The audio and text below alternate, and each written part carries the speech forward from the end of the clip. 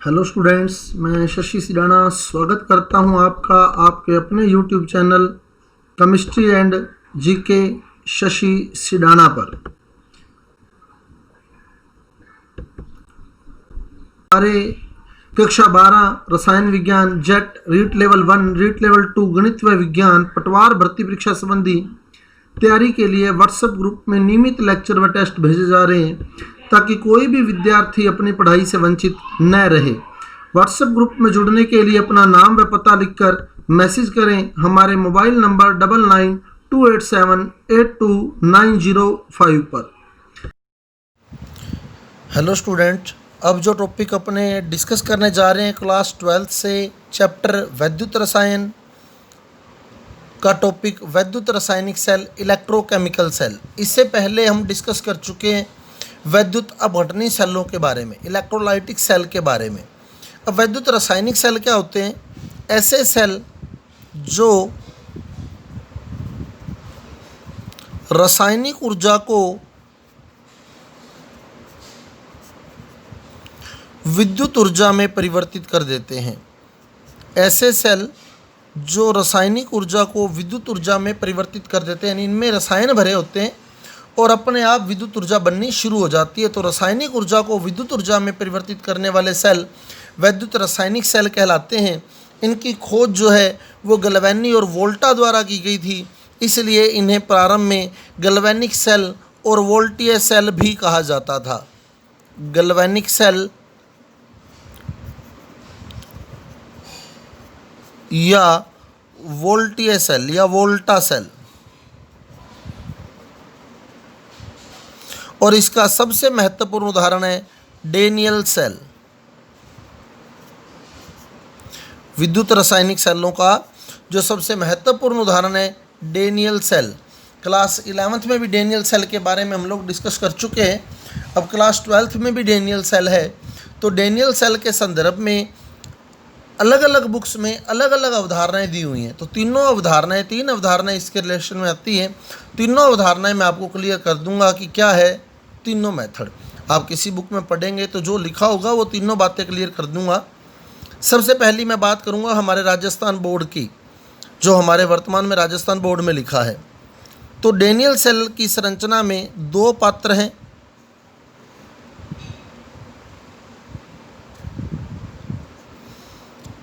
दो पात्र लिए हैं। एक पात्र में ZnSO4 का विलयन भरा है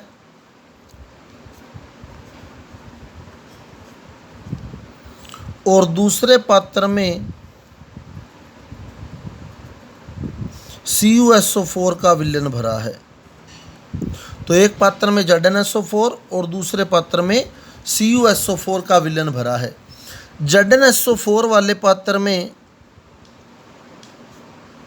जिंक की छड़ और CuSO4 वाले पात्र में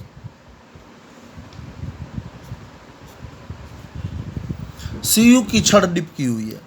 तो एक पात्र में ZnSO4 लिया, दूसरे पात्र में CuSO4 लिया है। ZnSO4 वाले पात्र में जिंक की छड़ है, CuSO4 वाले पात्र में Cu की छड़ है।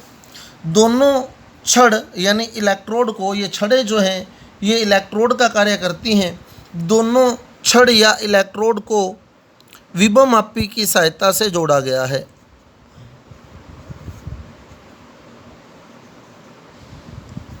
दोनों छड़ या इलेक्ट्रोड को विभवमापी की सहायता से जोड़ दिया गया है और दोनों विलयन जो हैं, दोनों विद्युत अपघटक जो हैं, उन्हें लवण सेतु के माध्यम से जोड़ा गया है। या दोनों विद्युत अपघटकों के बीच सरंध्र झिल्ली भी लगी होती है, लेकिन लवण सेतु वाला अपने एक्सप्लेनेशन कर रहे हैं। तो दोनों विलयनों को लवण सेतु के द्वारा जोड़ दिया गया है। अब लवण सेतु क्या होता है देखें। लवण सेतु एक ऐसी नली है जो दोनों विद्युत अपघटकों को आपस में संपर्क में रखती है। ZnSO4 और CuSO4 को संपर्क में रखती है। इसके माध्यम से आयनों का प्रवाह होता है। इधर वाले आयन इधर या इधर वाले आयन इधर आते हैं। आयनों का प्रवाह होता है जिससे धारा बहती रहती है, धारा प्रवाह लगातार बना रहता है।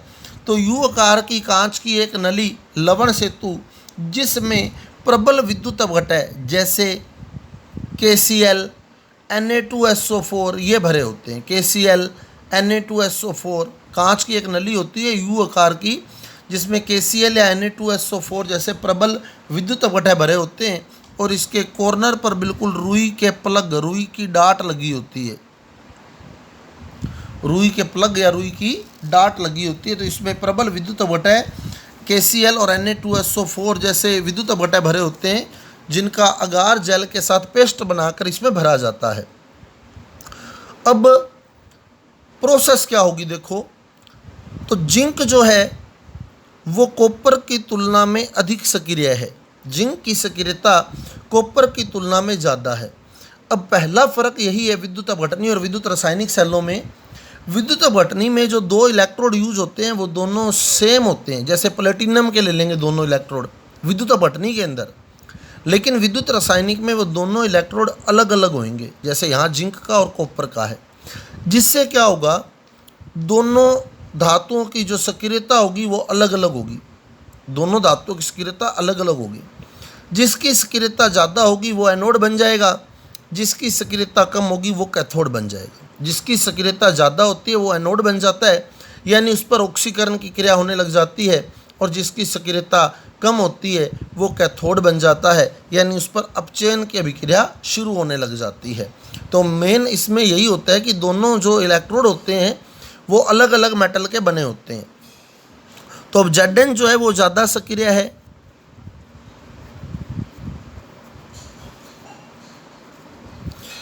इसलिए इस पर ऑक्सीकरण होगा तो ये एनोड का काम करने लग जाएगा। और कॉपर जो है वो कम सक्रिय है, इसलिए इस पे अपचयन होगा और ये कैथोड का काम करने लग जाएगा। क्लियर। अब जब एनोड पर ऑक्सीकरण हुआ तो एनोड पर अभिक्रिया क्या होगी, Zn परिवर्तित हो जाएगा Zn+2 में 2 इलेक्ट्रॉन डोनेट करके। तो ये एनोड की अभिक्रिया हुई। तो यहाँ क्या हुआ, Zn+2 और 2 इलेक्ट्रॉन बन गए, Zn+2 और 2 इलेक्ट्रॉन।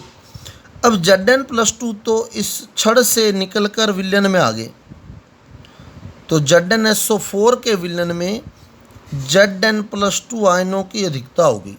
तो Zn+2 तो जो थे वो छड़ से निकल कर कहाँ आ गए, ZnSO4 के विलयन में, और छड़ पर बच गए इलेक्ट्रॉन, छड़ पर इलेक्ट्रॉन बच गए। तो इलेक्ट्रॉन की अधिकता के कारण इस छड़ पर ऋणावेश आ जाता है, इलेक्ट्रॉन की अधिकता के कारण इस छड़ पर ऋणावेश आ जाता है। तो Zn पर ऑक्सीकरण की क्रिया हुई, ऑक्सीकरण की क्रिया हुई तो छड़ पर Zn+2 और 2 इलेक्ट्रॉन बने। Zn+2 छड़ से विलयन में आ गए और छड़ पर इलेक्ट्रॉन बच गए, और इलेक्ट्रॉन की अधिकता के कारण यहाँ ऋणावेश आ गया। अब जैसे ही यहाँ Zn+2 आया, अब हमारी बोर्ड की बुक क्या कहती है, हमारी बोर्ड की बुक कहती है कि इधर Zn+2 आ गया, इधर CuSO4 था, तो CuSO4 में 2 आयन थे, Cu+2 और SO4-2, क्योंकि CuSO4 है तो उसमें Cu+2 है और SO4-2 है। तो हमारे बोर्ड की बुक कहती है कि जब Zn+2 इधर आता है तो CuSO4 से जो SO4-2 है वो लवण सेतु के माध्यम से, SO4-2 लवण सेतु के माध्यम से इस ओर आने लग जाता है। तो CuSO4 से SO4-2 इधर आ गया, तो वो Zn+2 और SO4-2 से क्रिया करके ZnSO4 बना गया, जिससे ZnSO4 की सांद्रता बढ़ती जाती है और CuSO4 की सांद्रता घटती जाती है, क्योंकि SO4-2 इधर चला गया तो CuSO4 तो टूट गया, तो CuSO4 की सांद्रता घट गई, और जब वो इधर SO4-2 आया तो वो Zn+2 से क्रिया करके ZnSO4 बना गया, तो ZnSO4 की सांद्रता बढ़ गई। अब कैथोड पर क्या होगा देखो, ये जो Cu+2 बचे, क्योंकि SO4-2 तो लवण सेतु में प्रवेश कर गया। ये हमारे राजस्थान बोर्ड की वर्तमान की जो बुक चल रही है उसमें यही बात लिखी है कि SO4 तो लवण SO4-2 आयन लवण सेतु के माध्यम से ZnSO4 के विलयन में आ जाता है और Zn+2 से क्रिया करके ZnSO4 बना देता है और इस प्रकार ZnSO4 की मात्रा जो है, सांद्रता जो है वो धीरे धीरे बढ़ती जाती है।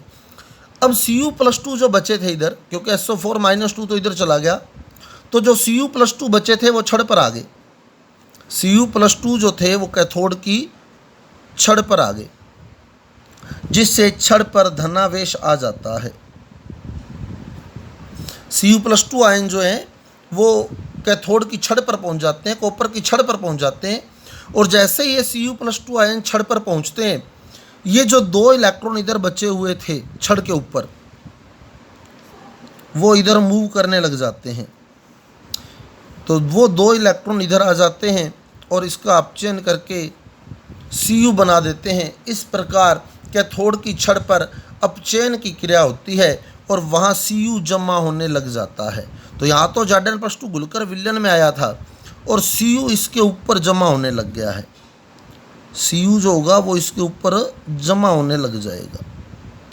तो ये छड़ धीरे धीरे मोटी होती जाएगी और ये छड़ धीरे धीरे पतली होती जाएगी, क्योंकि इसके ऊपर Cu जमा हो रहा है और इसमें से Zn घुल घुल के विलयन में आ रहा है। क्लियर? तो ये डेनियल सेल की एक्सप्लेनेशन है हमारी बुक में वर्तमान में। फिर देख लें एक बार। Zn की छड़ पर ऑक्सीकरण हुआ, Zn+2 बना। Zn+2 आयन कहाँ गया? विलयन में। जैसे ही Zn+2 विलयन में आया, CuSO4 में जो SO4-2 थे वो लवण सेतु के माध्यम से इधर आ गए, इधर भी ZnSO4 बना गए और जो बचे हुए Cu+2 थे वो छड़ पर चले गए और इधर से 2 इलेक्ट्रॉन मूव किए और उन्होंने उसका अपचयन कर दिया। अब देखें आप, इलेक्ट्रॉन किधर से किधर बहे? जिंक से कॉपर की ओर। इलेक्ट्रॉन जिंक से कॉपर की ओर बहे और धारा का प्रभाव बिल्कुल इलेक्ट्रॉन के अपोजिट होता है, यानी धारा कॉपर से जिंक की ओर बहती है। तो इलेक्ट्रॉन तो बहे किधर? जिंक से कॉपर की ओर, और जैसे ही इलेक्ट्रॉन प्रवाहित होंगे धारा प्रवाह हो जाएगा। तो इस प्रकार इसमें जो रसायन भरे थे उसमें इलेक्ट्रॉन का प्रवाह होने लग गया है, जिससे धारा प्रवाह भी होने लग जाएगा, अर्थात रासायनिक ऊर्जा से विद्युत ऊर्जा बनने लग जाएगी। और जो सेल रासायनिक ऊर्जा को विद्युत ऊर्जा में बदल देते हैं वही वैद्युत रासायनिक सेल कहलाते हैं। तो डेनियल सेल एक वैद्युत रासायनिक सेल है। ये अवधारणा हमारी बोर्ड की बुक की थी। अब दूसरी अवधारणा देखें हम, एक और अवधारणा क्या, हालांकि रिजल्ट सेम निकलने हैं। अब दूसरी अवधारणा जो है उसमें 2 पात्र, एक पात्र में ZnSO4, दूसरे पात्र में CuSO4। तो ये 2 पात्र ले लिए मैंने, एक पात्र में ZnSO4 और दूसरे पात्र में CuSO4।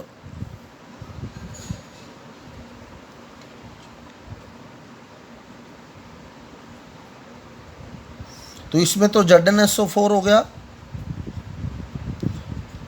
और इसमें CuSO4 हो गया। ZnSO4 के पात्र में Zn की छड़ और CuSO4 के पात्र में Cu की छड़। दोनों छड़ यानी इलेक्ट्रोडों को विभवमापी की सहायता से जोड़ दिया और दोनों विलयनों को आपस में लवण सेतु के माध्यम से जोड़ दिया। लवण सेतु एक यू आकार की नली है जिसमें KCl और Na2SO4 जैसे प्रबल विद्युत अपघटय भरे होते हैं। अब Zn की जो छड़ है वो अधिक सक्रिय है, अतः उस पर ऑक्सीकरण होगा और वो एनोड का काम करेगी। तो ऑक्सीकरण होगा तो वही रिजल्ट Zn बदलेगा किसमें? Zn+2 में 2 इलेक्ट्रॉन त्याग कर। अब वो Zn+2 आ जाएंगे कहाँ? विलयन में, जैसे हम पहले पढ़ चुके हैं। Zn+2 कहाँ आ गए? विलयन में। और छड़ पर क्या बच गए? इलेक्ट्रॉन, और इलेक्ट्रॉन की अधिकता के कारण इस पर ऋणावेश आ गया है। क्लियर? अब जो Zn+2 बने, पहले जो हमने पढ़ा वो तो ये पढ़ा कि SO4-2 इधर आ जाएंगे। दूसरी अवधारणा ये कहती है कि ये Zn+2 जैसे जैसे बनते हैं ये लवण सेतु में प्रवेश करते जाते हैं और लवण सेतु के माध्यम से ये CuSO4 की ओर आ जाते हैं। ये Zn+2 लवण सेतु से होते हुए किधर आ गए, CuSO4 वाली साइड। अब CuSO4 में क्या था, Cu+2 और SO4-2, ये दो आयन पड़े थे इसमें, Cu+2 और SO4-2। तो जब Zn+2 इस विलयन में आएगा, जैसे ही Zn+2 CuSO4 के विलयन में आएगा तो ये Cu+2 को प्रतिस्थापित कर देगा, विस्थापित कर देगा। तो जब Zn+2 लवण सेतु के माध्यम से होता हुआ CuSO4 के विलयन में आता है तो ये Cu+2 को विस्थापित कर देता है या प्रतिस्थापित कर देता है, और ये Cu+2 आयन इस छड़ पर पहुंच जाते हैं, कैथोड की छड़ पर पहुंच जाते हैं Cu+2 आयन। तो Zn+2 आयन जैसे ही CuSO4 के विलयन में प्रवेश करता है तो वो Cu+2 आयनों को विस्थापित कर देता है या प्रतिस्थापित कर देता है, जिससे वो Cu+2 आयन छड़ पर पहुंच जाते हैं। और जैसे ही Cu+2 आयन छड़ पर पहुंचते हैं, ये इलेक्ट्रॉन जो हैं वो जिंक से कॉपर की ओर मूव करने लग जाते हैं, और धारा जो होगी वो कॉपर से जिंक की ओर मूव करने लग जाएगी। तो जब ये इलेक्ट्रॉन इधर कॉपर की छड़ पर पहुंचते हैं तो ये Cu+2 आयनों का अपचयन करके उन्हें Cu में बदल देते हैं। इस प्रकार डेनियल सेल पर जो पूर्ण अभिक्रिया आती है, दो इलेक्ट्रॉन से दो इलेक्ट्रॉन कैंसिल, तो Zn+Cu+2 = Zn+2 + Cu। ये डेनियल सेल की पूर्ण अभिक्रिया है। डेनियल सेल की पूर्ण अभिक्रिया आ गई है। ये हमारे पास दो इलेक्ट्रॉन कैंसिल हो गए, Zn+Cu+2 = Zn+2 + Cu। अब बात करें तीसरी अवधारणा की। तीसरी अवधारणा क्या कहती है, तीसरी अवधारणा रोल प्ले करती है इस KCl का, जो लवण सेतु में वैद्युत अपघटय भरे हुए हैं। तीसरी अवधारणा कहती है कि इधर जैसे ही Zn+2 आएगा, इस लवण सेतु से Cl- इस साइड आ जाएगा, क्योंकि इधर +2 आ गया, तो प्लस को उदासीन करने के लिए लवण सेतु वाला माइनस आ जाएगा Cl-, और वो Zn+2 से क्रिया करके उसे उदासीन कर देगा। और जो K+ बचा है वो इस साइड आ जाएगा, और ये K+ Cu+2 को प्रतिस्थापित कर देगा। Cu+2 छड़ पर पहुंच जाएगा और इलेक्ट्रॉन जिंक से कॉपर की ओर चल पड़ेंगे। क्लियर। तो रिजल्ट यही निकलना है कि इलेक्ट्रॉन जिंक से कॉपर की ओर प्रवाहित होते हैं और धारा कॉपर से जिंक की ओर प्रवाहित होती है। Zn की छड़ का भार धीरे धीरे घटता जाता है, क्योंकि Zn+2 घुल घुल कर विलयन में आ रहे हैं, और Cu की छड़ का भार धीरे धीरे बढ़ता जाता है, क्योंकि Cu+2 आयन छड़ पर पहुंच जाते हैं और Cu के रूप में जमा होते जाते हैं। तो ये हमारा डेनियल सेल जो हमने डिस्कस किया। अब बात करें सेल आरेख की। सेल आरेख क्या है? डेनियल सेल का सेल आरेख, सेल आरेख चिन्ह प्रपाटियां,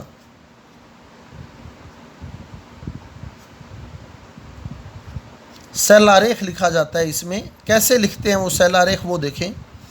तो जैसे जिंक की छड़ है और ZnSO4 का विलयन है, तो धातु और विद्युत अपघटय के बीच एक खड़ी रेखा लगाई जाती है। धातु और विद्युत अपघटय के बीच एक खड़ी रेखा लगाई जाती है।